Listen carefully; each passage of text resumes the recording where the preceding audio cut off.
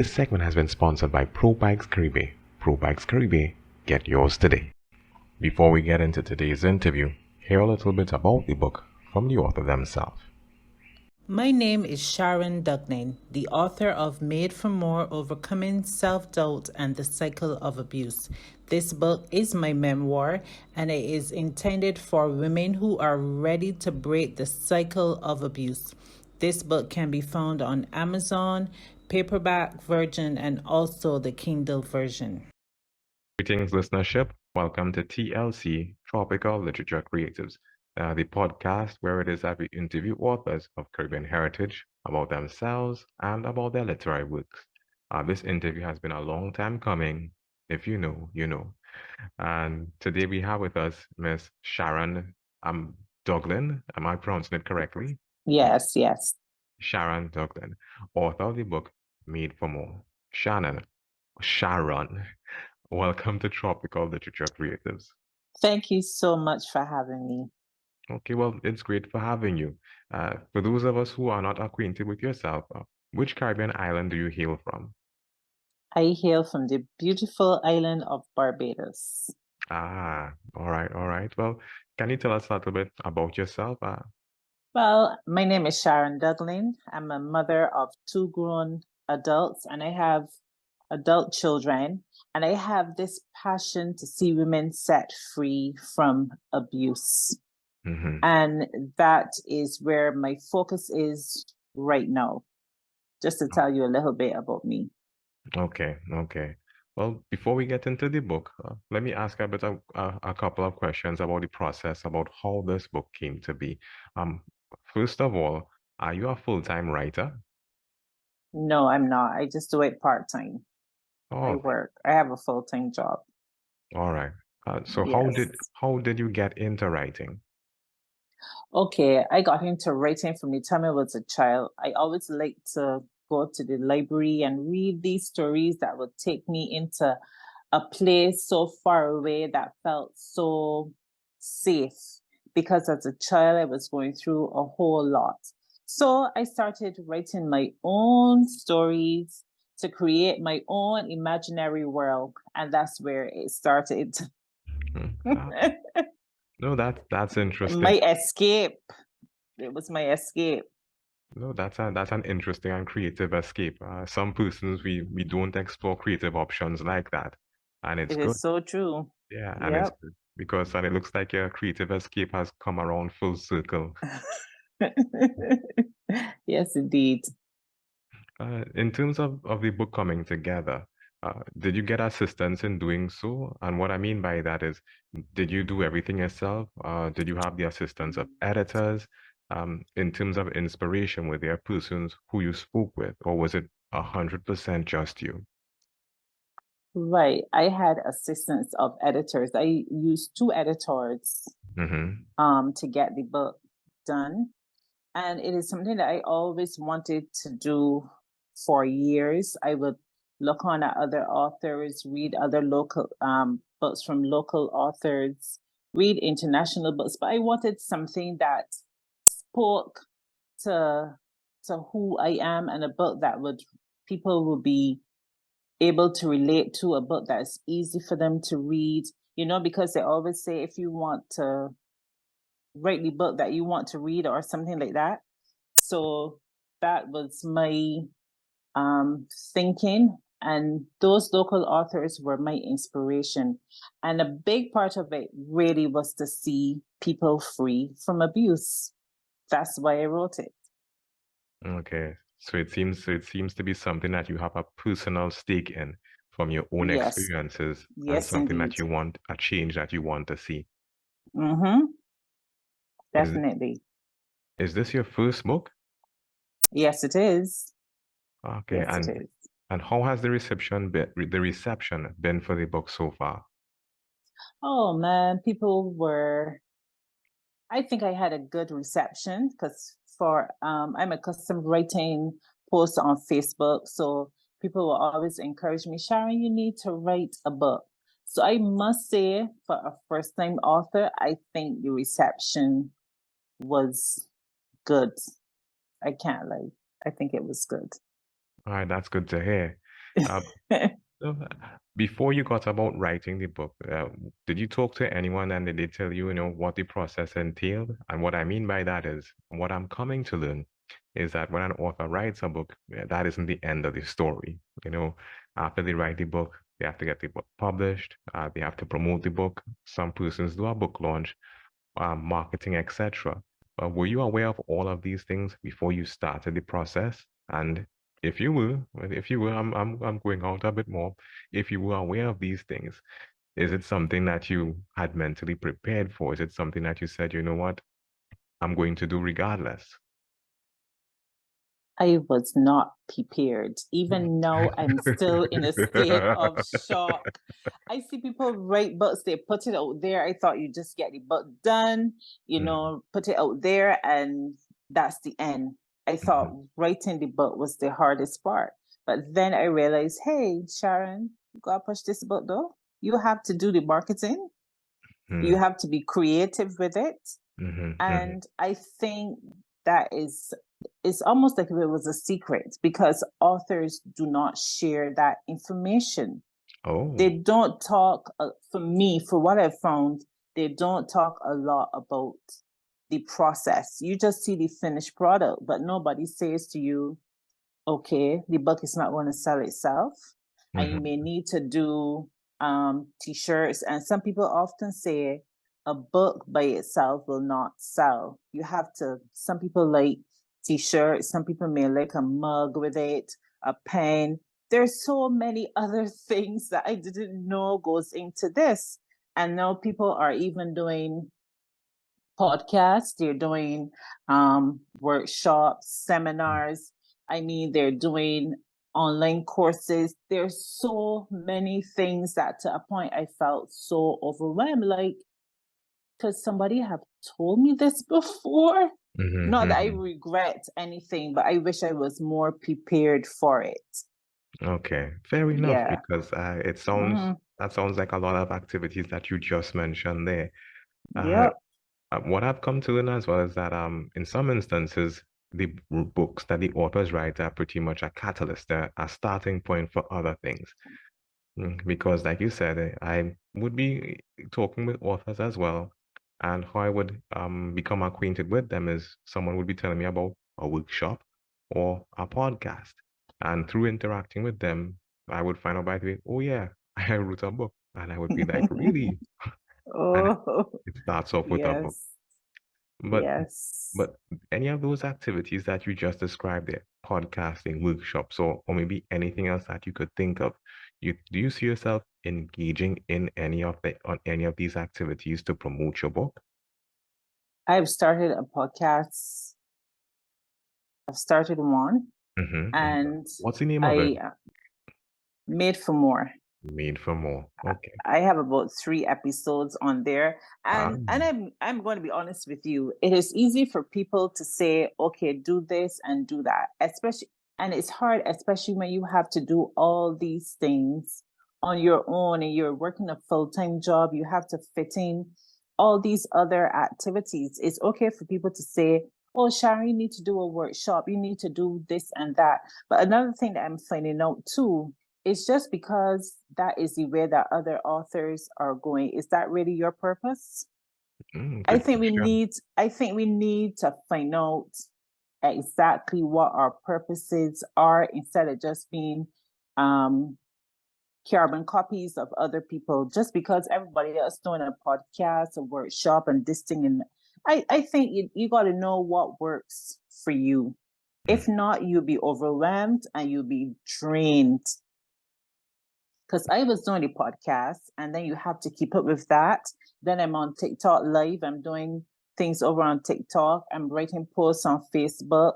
I mean, yeah. And then I want to start writing my second book, and it's be a lot. But people don't tell you that. People just see the finished product. They don't know the stress of doing it.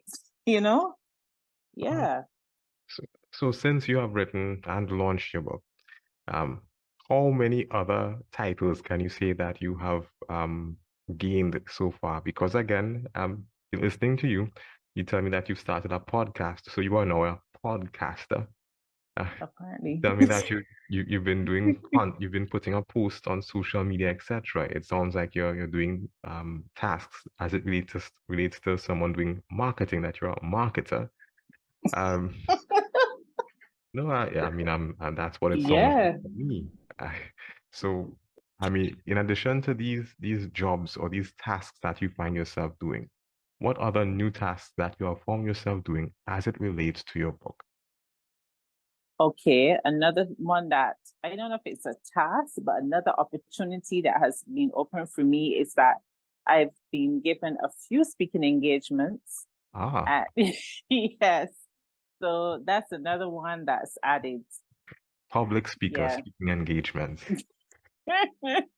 And the Yeah. list grows. Mm-hmm. Yep. Yeah, I mean, it sounds like it's been an interesting trip so far, from just writing the book and everything that has come after. Mm-hmm. Um, Indeed. in terms of the book, um, did you have it published using the traditional publishing methods, or did you go the way of self-publishing? Oh, I went the way of self-publishing Why is that? because I wanted to have control, I should say, or I wanted to have full rights to my work. In Hmm. the event that I want to change anything, add anything, whatever I want to do with it, I wanted to have that right over it as opposed to going the traditional route. And in some cases, the traditional route takes so long, Okay. So I wanted to get this work out. It is something that I wanted to do for a very long time. So I just didn't want to keep it much longer. And I'm glad I went that route. All right. In terms of getting the information, did you do your own research, or did you were in touch with a consultant, or did you do it the hard way, in the sense that you visited the traditional publisher, you got the information and you said, nah, this is not for me, or you visited someone who had done self-publishing before and they gave you the information. How did you make your decision? Okay. I have a couple friends that are authors, Hmm. Hmm. and they give me the names of editors and a publisher. And I had some meetings with those persons, and that is how I was able to make my decision. And working with them was really great because they were patient, you know what I mean? And I'm glad that I went that way. But the editing process, oh my Yeah. goodness, I wish somebody had told me about that. You send your work and you get it back and you see all these stripes going through all, all of these red marks. Take out this, don't say this, I don't like the tone. And yeah, it was really interesting. It was an interesting process. I mean, sometimes I think the challenge with the editing process is that it's a really personal process. I'm talking from my point of view, because Mm-hmm. no, I'm not an author, but there are times when I would do work and I'm thinking, okay, I think I've done, put out a lot of effort and the work is pretty good. And when I submit the work and I'm getting all this feedback, I'm like, I take it a bit personally, because Yeah. I put effort into this thing. So, Yep. I mean, here it is, you're talking about the red lines and stuff, and I feel for you, because I've been in that position where I've been, receiving the correction, and well, Yeah. I guess, well, you have your published book, so I guess something positive has happened from that process. You know what that reminds me of? It's like when a teacher gives you an assignment and say, write about your favorite toy or the day at the beach. And you write about, let's say, the day at the beach. And then the teacher corrects it and say, no, you shouldn't have put in that. You should have put this. But ma'am, were you at the beach with me? I am writing. Yeah, that Well, always were always you? baffles me. Yep. So that's part, and they know best. They know, they've been doing it for years. I'm talking about the editors now. They're doing it for years, and maybe sometimes the way that we write, we may be writing like to please ourselves as authors, but you have to write for the reader. You have to keep the reader in mind. Hmm. Hmm. Even though it's your story, you want to keep the reader engaged. All right. Yes. Yeah, I mean, and you learn those things. You learn those things along the way. Yep, definitely. Have you gotten any feedback from persons who have read your book so far? Oh, yes, yes. And because of the nature of the book is my personal story with abuse, various forms of abuse. Yes. And I have found that we still have this thing in the Caribbean where abuse is something that we keep Ah, hushed, right? People don't want to talk about it. But I've had lots and lots of people that have read the book. They messaged me privately or they met me and they said, Sharon, girl, you don't know, that book is like if you were talking about me. And I've had people come up to me and say, I was abused. And just like me, they project this perfection, and sometimes even when women come to me and say I was abused as a child or whatever, I'm still in doubt because we are told to wear this mask and you can't see the pain that the person is going through. But yes, I've had some really good feedback. Another thing that I think that I struggle with, I don't know if other authors struggle with it, is that people don't seem very keen on leaving reviews. They don't like to have their name out there, and mhm. getting reviews from people is like pulling teeth. They Mm. will tell you it, but they don't want to put it out there. I don't know what the other reasons could be, but that has been my experience. But apart from that, yeah, people read the book and they say they're waiting for part two. I don't think there will be a part two along that line. There'll be another book, but not along that line. The nature of your book, do you think it should be restricted to only adults? Do you think that this is material that should be put in, for example, like libraries in secondary schools that persons should have access to, that persons should read? Because this is just an observation on my part. I'm not too sure if you hold to that point of view, but there are a lot of things that we learn as adults that it would have been better or more useful to us that we would have been able to learn as children. And one of them, in my opinion, deals with financial literacy. It would have been better if we learned a lot of stuff about finances when we were younger. And here it is, we Oh, have situations where persons are adults and they're dealing with abuse. And as we're older now, we're learning, okay, we can do, I mean, we're learning about it now, but it happened years ago, and it would have been useful to, be able to identify, that abuse was taking place then, so it could have been addressed then, and adjustments could have been made then. So I said all that to say, what are your thoughts on your book being made available for teenagers in libraries and schools for them to have access to this sort of information? I mean, this question just has me like, seriously? I have a speaking engagement at a school coming up, and I'm going to donate some books to the school for them Mm-hmm. to put in the library so that they can probably use it as in English class or whatever they want to do, reading groups or something. And obviously, you don't know anything about that. And here comes this question.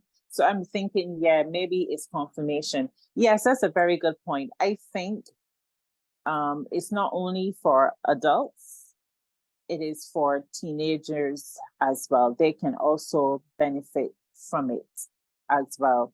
Because a lot, like you said, sometimes we as adults, we keep a lot of things hidden from children. And then when it happens to them, they are thrown off because nobody prepared them for it.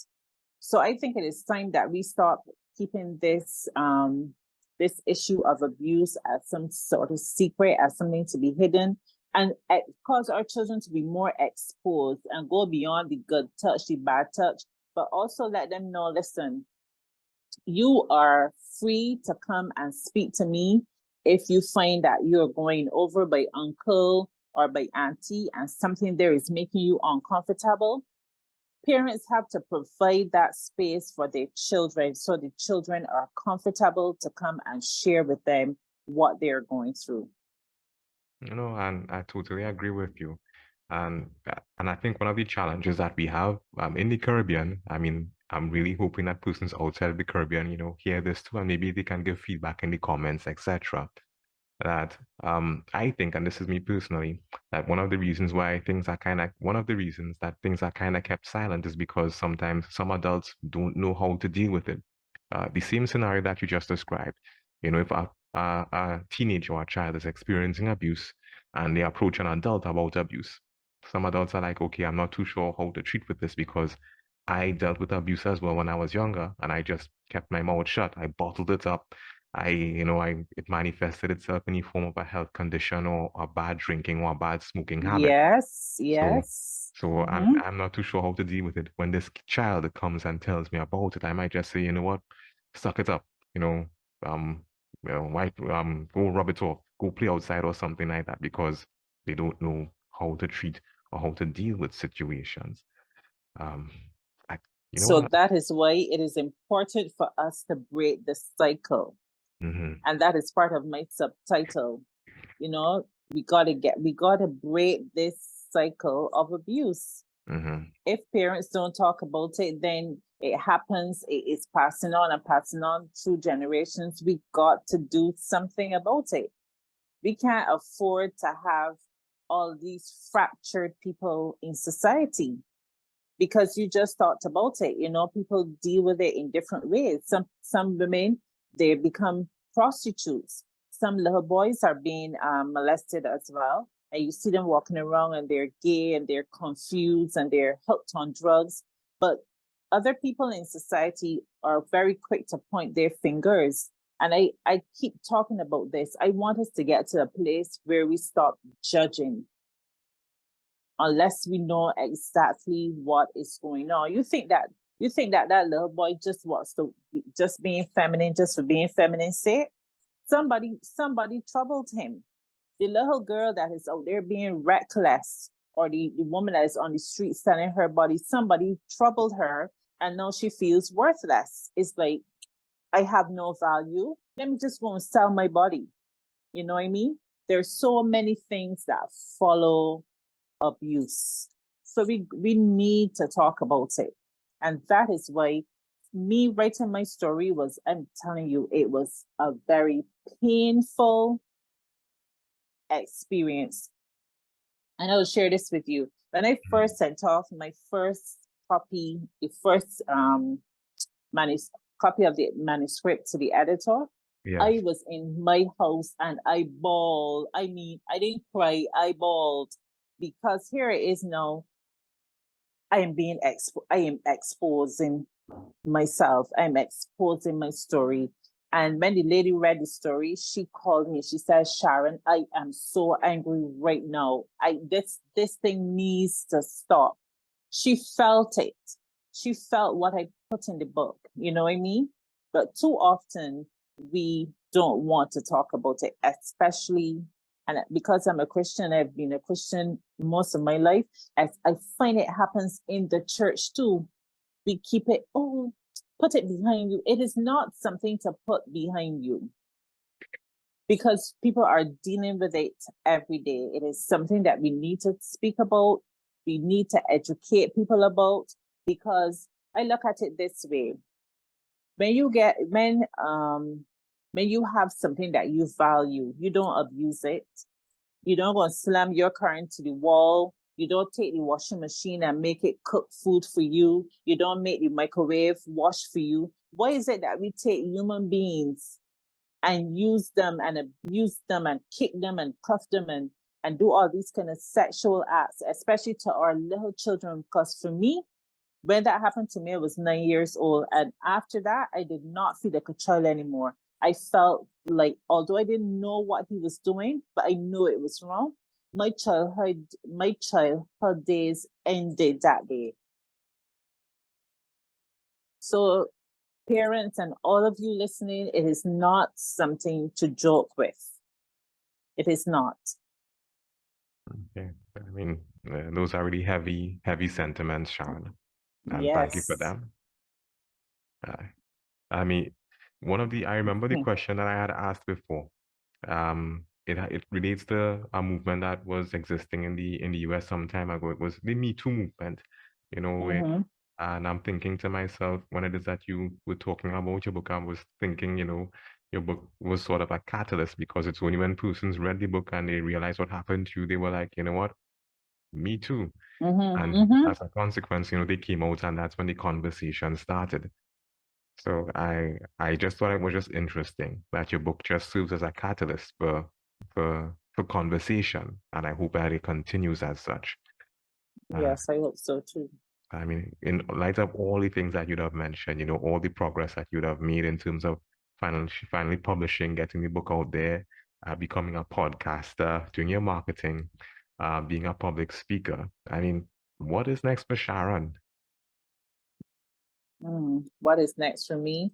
Well, the next book that I'm working on, and really and truly, I believe in prayer. I'm this kind of person. I don't like jumping ahead of myself.